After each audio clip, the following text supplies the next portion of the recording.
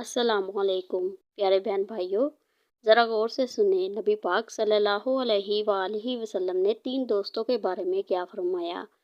एक दफ़ा हजूर पाक सल्लल्लाहु अलैहि वसल्लम ने अपने सहाबा इकराम रज़ी अल्लाह ताला अन्हो को अच्छा और बामायनी वाक़या सुनाया।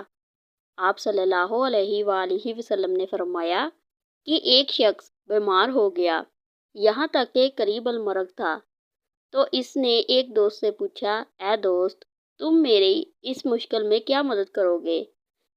इसने जवाब दिया, जनाब मैं सारी ज़िंदगी आपकी खिदमत करता रहा हूँ, लेकिन अब मौत का मेरे पास कोई इलाज नहीं है, अब मैं आपकी कोई खिदमत नहीं कर सकता। इसने अपने दूसरे दोस्त को तलब करके इससे मदद का कहा।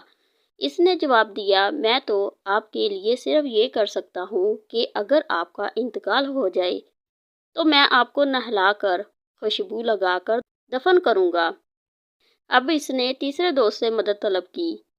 इसने कहा, मैं आपका मौत के बाद भी साथ दूंगा, कब्र में आपके साथ जाऊंगा और क़यामत के दिन आपके साथ ही निकलूंगा और आपके साथ ही रहूंगा। ये सारा वाक़या सुनाने के बाद नबी पाक सल्लल्लाहु अलैहि वसल्लम ने फरमाया, तुम जानते हो ये 3 दोस्त कौन हैं। पहले का नाम माल है, दूसरे का नाम अयाल यानी रिश्तेदार हैं और तीसरे का नाम अमाल है, जो हमेशा इंसान के साथ रहेंगे।